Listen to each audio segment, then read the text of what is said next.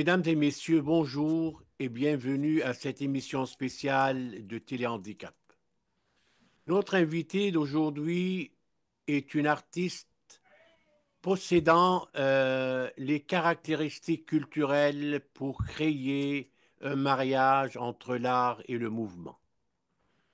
Après avoir reçu différents diplômes, après avoir reçu pas seulement différents diplômes, mais différents engagements dans la société, que ce soit en administration des affaires, en infographie et un MBA en management. Elle est aujourd'hui doctorante en communication et ses recherches portent sur les communautés noires pour enrayer complètement les tabous liés à la différence.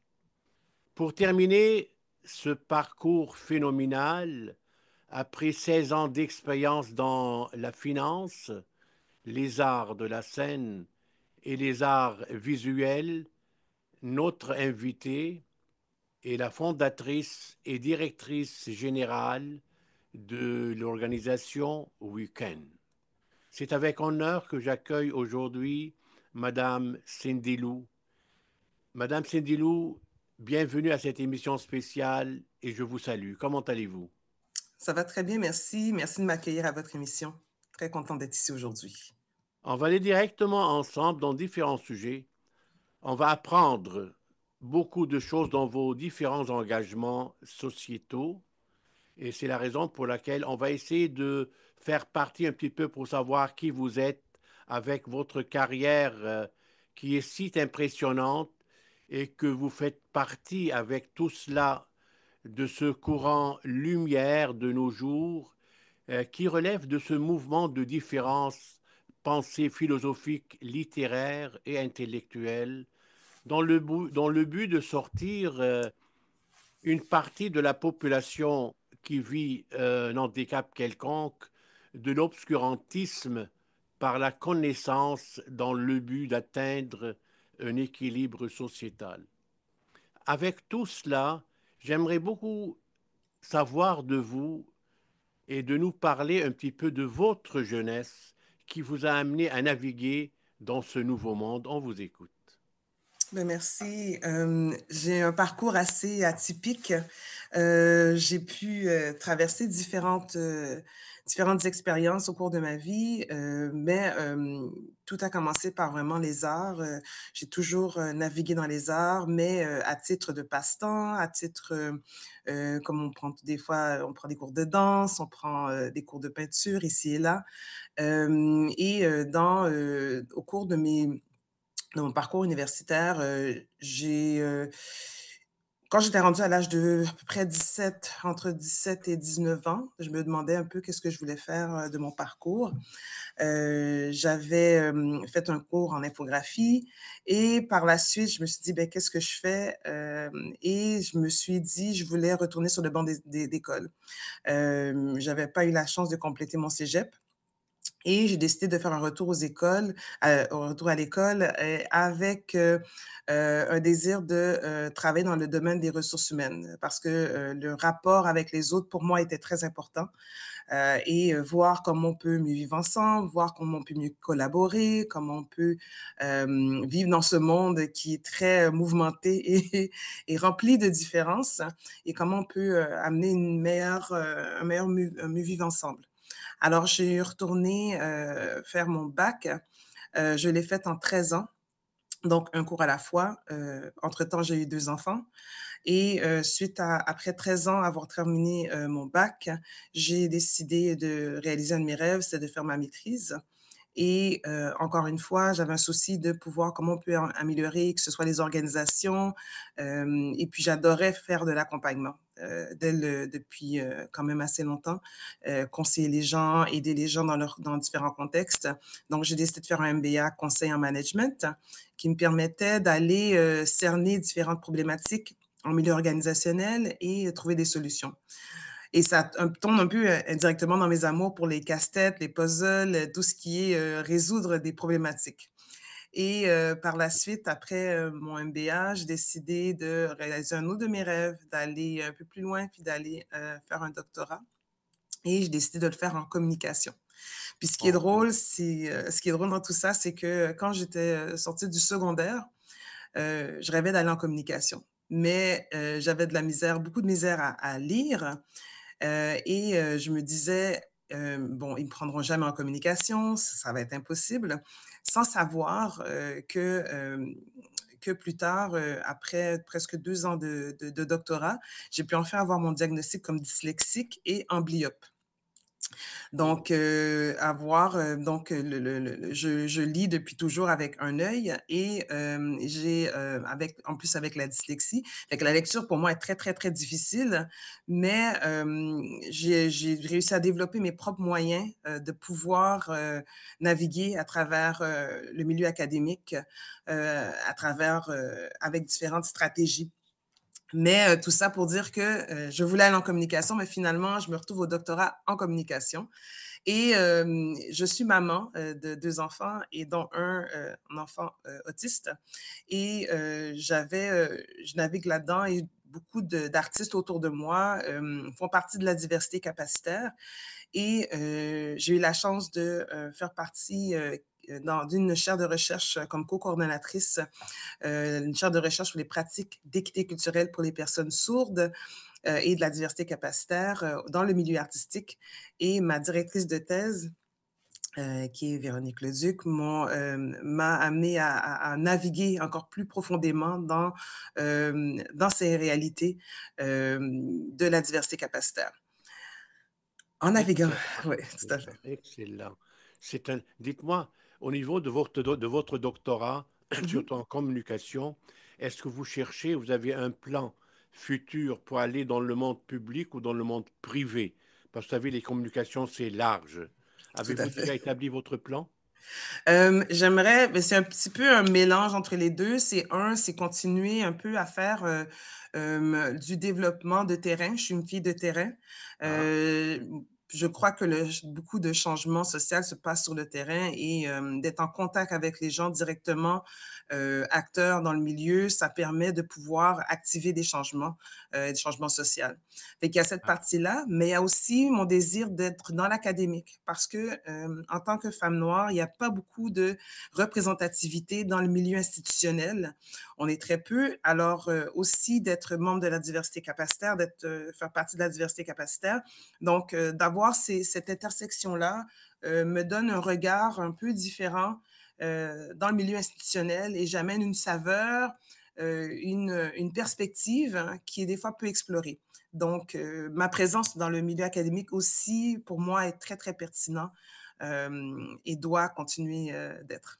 Voilà, fait que c'est un peu les excellent, 2. excellent. Excellent, excellent, c'est clair, net et précis. Vous allez continuer votre cheminement pour aller de l'avant, pour défendre ce que vous cherchez à défendre depuis longtemps. Et ça, c'est tout en votre honneur. Merci. Écoute-moi, vous êtes aussi, si j'ai bien compris, co-coordonnatrice ou vous co-coordonnez la chaire de recherche du Canada sur la citoyenneté culturelle des personnes sourdes. Et vous êtes impliqué activement dans la promotion de l'équité, de la diversité et surtout de l'inclusion qui est le sujet de l'heure aujourd'hui là. Ce sont des sujets importants de nos jours vis-à-vis le handicap, et ça vous le savez. Voulez-vous, Mmh. s'il vous plaît, nous parler du rôle et les réalisations de la chaire jusqu'à présent au niveau de la société et les personnes vulnérables? Je vous écoute. Oui, il y en a beaucoup. Donc, on est une chaire, qui fait beaucoup de recherche-action, donc de terrain, aussi un peu aussi de la recherche-création. Donc on est dans un contexte artistique, donc on travaille avec, différents acteurs du milieu, artistique, donc des artistes de la diversité capacitaire, dont des artistes sourds et l'idée, c'est une meilleure représentativité, aussi de décloisonner un peu, les, les perceptions, les, façons de voir, cette différence ou cette réalité et de mettre en place différentes initiatives. Donc on a pu faire, souvent des journées d'études. On a fait quelques journées d'études où est-ce qu'on a invité différents artistes, acteurs dans le milieu, que ce soit au niveau national, local, national et à l'international. Et puis, ce que ça permettait de faire, c'est que la population montréalaise, québécoise, canadienne pouvait rentrer en contact avec d'autres artistes qui ont cheminé dans le milieu artistique et de voir les réalités, les succès, mais aussi encore les défis qui restent à relever. Donc, on a organisé des journées d'études, on a organisé aussi une campagne de sensibilisation, une campagne de communication pour faire vibrer la diversité capacitaire au niveau de la culture. On a organisé aussi différentes initiatives un peu plus au niveau de la recherche. Euh, Mhm. pour, par exemple, on a travaillé avec la chaire du le Conseil des arts du Canada Mhm. sur différentes réalités. Donc, on est quand même une grande équipe. Donc, il y a plusieurs personnes qui ont pu travailler sur différentes initiatives au sein de la chaire, mais on continue encore de développer différentes pratiques et de voir comment on peut toujours voir cette réalité beaucoup plus large et d'inclure, amener un volet beaucoup plus d'inclusion et de faire participer les personnes directement concernées, qui est très important parce que souvent, qu'est-ce qui arrive, c'est que des fois, les personnes non concernées vont parler au nom d'eux, mais d'avoir des personnes directement concernées, ça permet d'avoir une réalité, de parler d'une expérience vécue, des réalités vécues et de voir qu'il y a aussi une variété d'expériences et qui ont droit au chapitre, qui ont droit d'avoir une voix qui est souvent invisibilisée ou marginalisée. C'est important, c'est important. Dites-moi, votre chaire est liée à quelle université? À l'UQAM, À l'Université du l'UQAM. Québec à Montréal. Dites-moi, en plus, on va rester un petit peu, c'est sûr, c'est un sujet qui relève de la différence, et vous cherchez à transmettre votre message au-delà du visuel, ça veut dire l'art au-delà du visuel, qui relève de la différence et de l'inclusion. Lors de vos expositions, ce qui m'a apprécié, ce que je m'a donné une valeur sûre à l'égard de ce que vous faites, donc à travers vos expositions dans différentes maisons de culture à Montréal, la pièce est faiblement éclairée et avec une petite musique d'ambiance et une recommandation adressée aux visiteurs de profiter de l'exposition avec les mains et les yeux fermés. Si j'ai bien compris, je trouvais ça un message exceptionnel, la première fois qui me fait réfléchir à énormément des choses exceptionnelles mais humaines à la fois. Donc vous cherchez à mettre en évidence une nouvelle philosophie pour faire ressortir le toucher et pour ressentir et faire passer un message suivant que nous sommes capables de voir et d'apprécier la différence dans l'inclusion autrement, sans même la regarder. Donc, Mhm. vous voulez dire à travers tout ça que l'art doit avoir l'espace qui lui est dû. L'art est exceptionnel, il doit relever d'un besoin quelconque et on aura qu'à le suivre. On vous écoute. Oui, puis merci. C'est effectivement donner à l'art l'espace qui lui est dû, qui est le slogan de mon organisme. Et effectivement, l'idée derrière tout ça, c'était justement d'amener une représentativité, une nouvelle perspective à des personnes qui n'ont pas nécessairement accès à de l'art visuel. Donc, on parle d'art visuel, on parle de, par exemple, d'aller dans les maisons de la culture, aller dans les musées, et à travers cette expérience, ce projet qui est parti vraiment d'une idée très simple de voir comment on peut rendre l'art accessible à tous. Le développement de ces œuvres-là qu'on a pu travailler, donc j'ai fait ces deux jumelages avec un artiste et un artiste aveugle, donc deux pairs. Et c'était de pouvoir créer des œuvres en prenant en compte les attentes directement des personnes concernées. Parce que c'était pas l'idée de on va faire des œuvres, on va mettre du braille dessus, rendre ça accessible. Non, moi, c'était vraiment d'aller en co-construction, de voir comment on peut co-construire et qu'est-ce qui serait important pour eux d'avoir comme au niveau du toucher. Donc, ils m'ont parlé du son, ils ont parlé d'avoir quelque chose qui peuvent, notamment, ils vivent à travers le toucher. Alors, c'est de voir comment on peut éveiller ces sens-là. L'autre chose, c'est l'exposition vient avec un petit documentaire et une des phrases qui m'a vraiment touchée, c'est Carlos, un des artistes aveugles avec qui on a travaillé, qui disait moi, j'écoute. Les gens n'écoutent pas, mais moi, j'écoute pour vivre et même pour survivre. Et c'est une des choses que je trouvais intéressant à noter parce que justement, on prend pour acquis ce qu'on voit. On voit, mais on n'écoute pas. Des fois, on prend nos sens et on met en avant-plan nos sens que la vue, par exemple, en premier plan. Mais quand on enlève la vue, on peut voir plein d'autres choses. Et quand on touche ces œuvres-là, l'idée, c'est de dire, OK, comment on peut vivre une expérience différente à travers le toucher.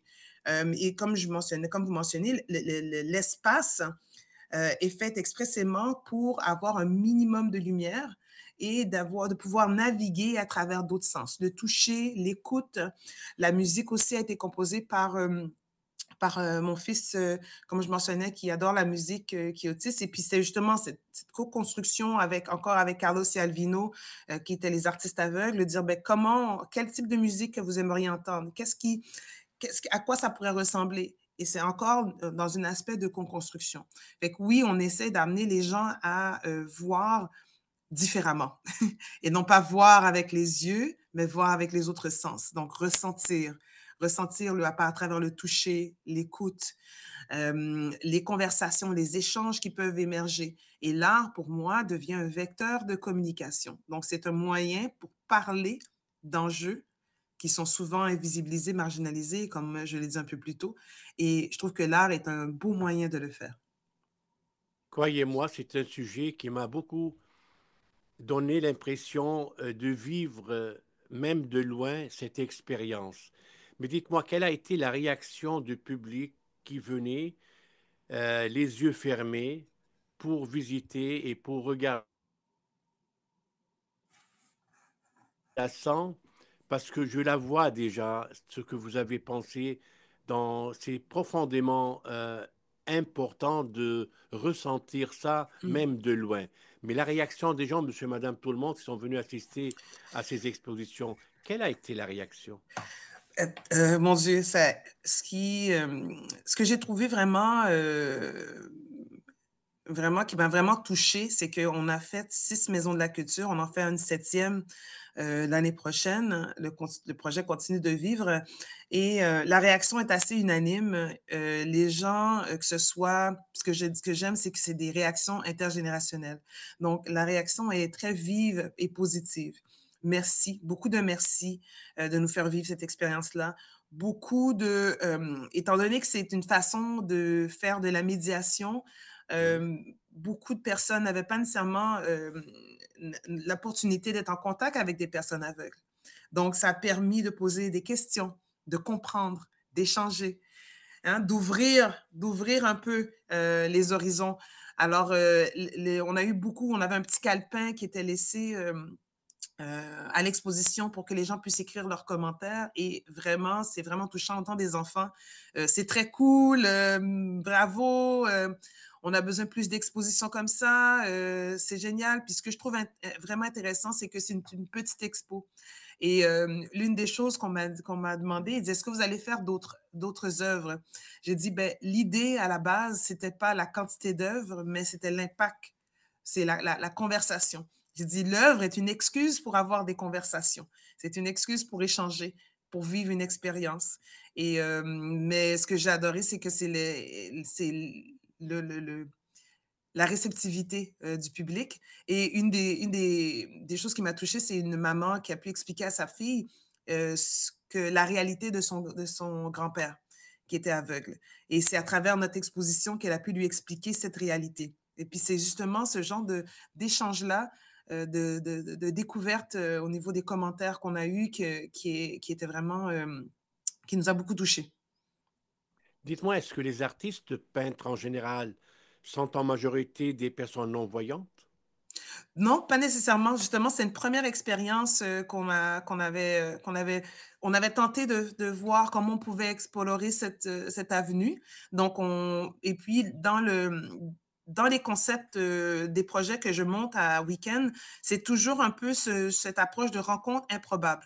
Donc on met des artistes, parce que nous, notre désir, c'est, faire amener la représentativité et de faire rayonner les artistes afrodescendants, mais on les met dans des contextes qui les amènent à sortir de leur zone de confort. Donc, pas seulement, OK, va faire des œuvres et c'est grec, non. Comment je te jumelle avec un artiste aveugle. Carlos et Albino étaient des artistes musiciens. Et donc, quand on les met ensemble, qu'est-ce qui peut être créé? Quelle conversation? Quelle initiative? Et c'est toujours d'aller pas selon nécessairement la perspective de l'artiste, mais la perspective de la personne avec qui il est en contact. Fait que c'est un peu dans ces contextes-là qu'on aime faire nos créations. Donc, vous cherchez à démontrer inévitablement que nous sommes tous égaux suivant la Charte universelle des Nations unies. Et c'est ça le sujet, ce que vous venez de dégager pour sensibiliser le public. Oui, tout à Que ce fait. soit non-voyants ou voyants, nous sommes tous égaux. Et c'est ça la vraie inclusion dans une société comme la nôtre, là. Et aussi que nous sommes Et tous différents. je vous félicite de cette idée géniale que vous avez créée. On va Mm. aller maintenant à votre organisme. Mhm. Vous êtes la fondatrice et la directrice générale de l'organisme Weekend. Mhm. D'ailleurs, on a déjà la définition de ce nom-là, et qui s'engage auprès de la communauté artistique afrodescendante de réaliser dans différentes initiatives artistiques et autres.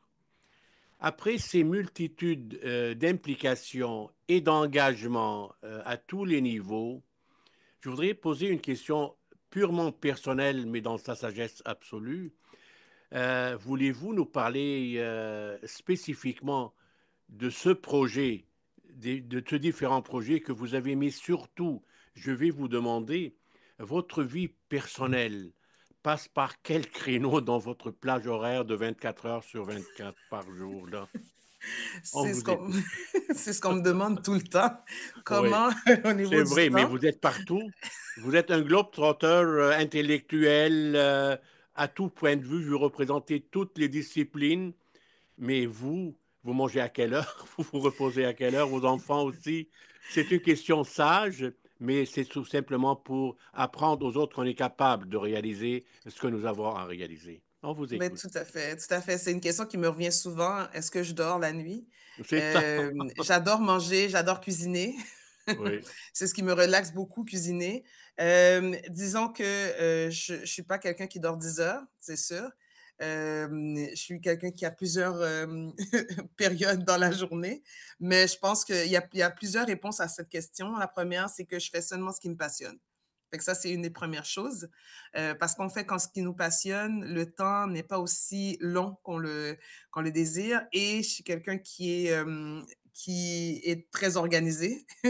Donc, j'essaie de naviguer à travers tout ça, puis de donner du temps où je désire le mettre.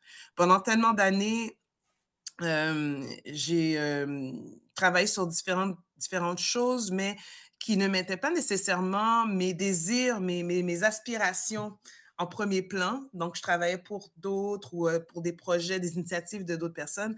Mais là, au fil des années, j'ai envie de travailler sur quelque chose qui, moi, me tient à cœur.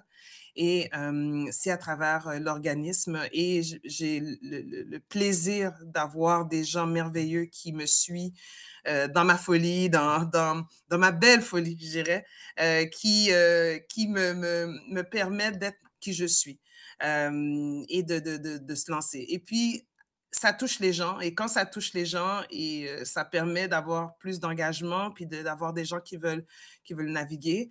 Sinon, c'est ça. Fait que c'est vraiment je compartimente. Il y a des moments que c'est très, très, très occupé. Il y a des moments que j'ai quelques petits trous, je respire un petit peu. Mais je me dis toujours, on a une vie à vivre, hein. On n'est pas comme on dit les chats qui ont 9 vies. Nous, on en a une. Fait que je décide de la vivre pleinement. C'est un peu ça. Bon, donc, si j'ai bien compris, vos compétences reposent dans différents domaines. Et c'est sûr, on a parlé de ça tout à l'heure au niveau de l'infographie, de la gestion, l'organisation des opérations, vos études universitaires. Maintenant, la question que je vous pose là, que s'est-il passé dans votre vie pour se diriger vers le handicap? Serait-il par hasard pour les aider à prendre le large comme un oiseau afin de permettre de hausser leurs estimes de soi et d'alléger l'isolement social au lieu de rester assis à cause de leurs différents problèmes qui relèvent de leur handicap? Qu'est-ce qui vous a donné cette envie d'aller de l'avant et se diriger dans cette voie avec la multitude de vos responsabilités et de vos engagements? On vous écoute. Il y a 2 raisons. La première raison, ben, l'organisme l'accessibilité était toujours quelque chose qui m'importait en tant que maman Oui. d'un enfant neurodivergent. Mais je pense que le grand tournant, les projets sont venus quand même par rapport à ça. Mais un des grands tournants qui m'a dirigée vers les études dans ce créneau-là, c'est surtout parce que j'ai été malade durant la pandémie. Ah, J'avais une tumeur ah, bénigne, mais tumeur quand même qui me causait beaucoup j'étais alitée énormément. Donc, je faisais vraiment beaucoup la vie au lit. Et je devais prendre une multitude de médicaments pour stabiliser la situation le temps que je me fasse opérer. Normalement, une opération qui peut prendre quelques mois a pris 3 ans d'attente.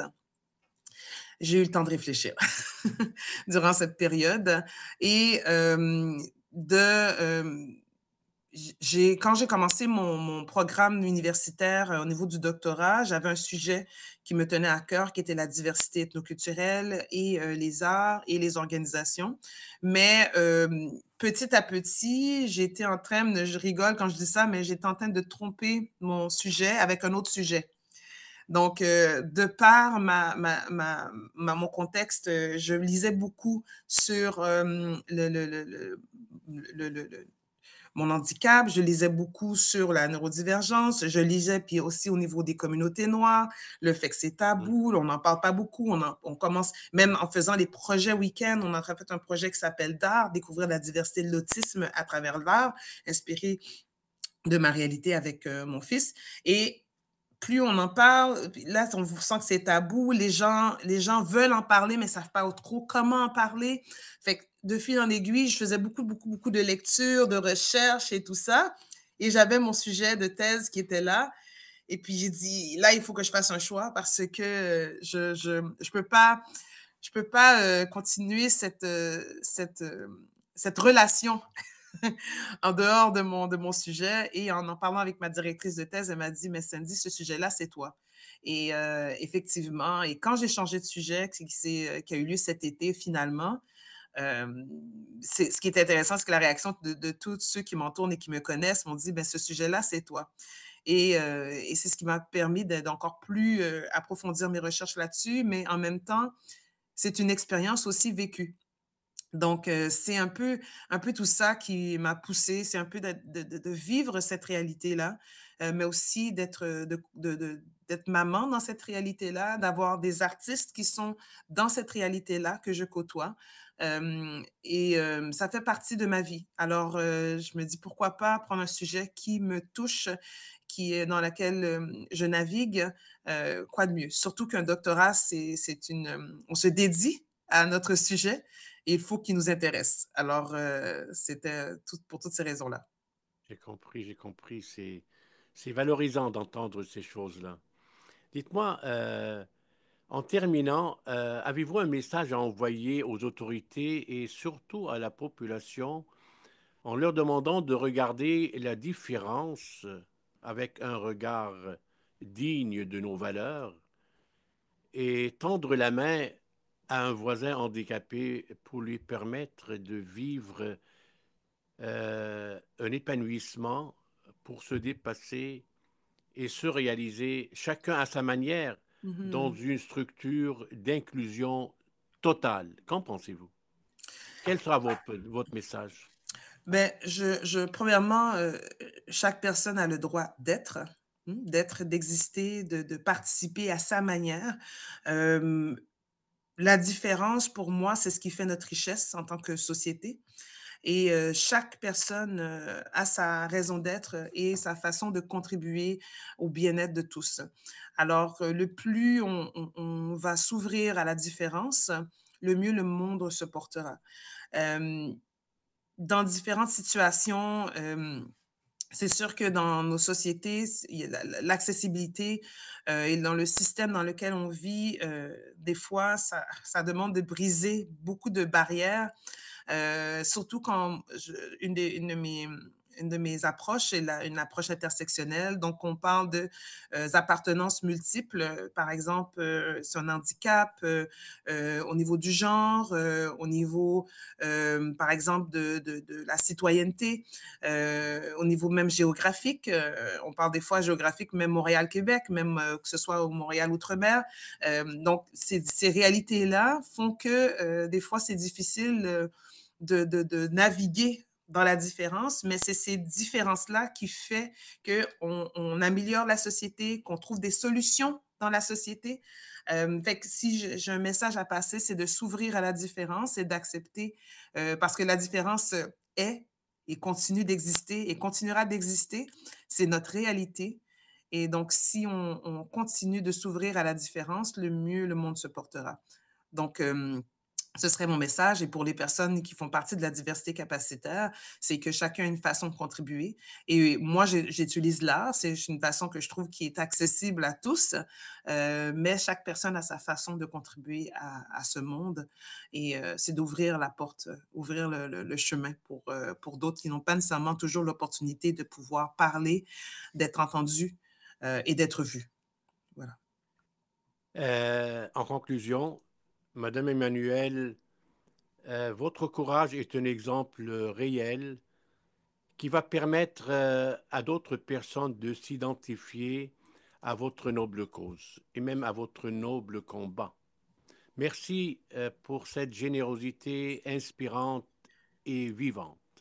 Ce fut un moment agréable de vous entendre et surtout de partager ce moment d'engagement et de résilience avec vous pour un lendemain meilleur. Et je vous remercie infiniment de votre présence aujourd'hui dans cette émission spéciale. Merci beaucoup pour l'invitation, j'ai vraiment apprécié. Merci. À vous, chers téléspectateurs, je vous dis ce n'est que nos revoirs et je vous remercie.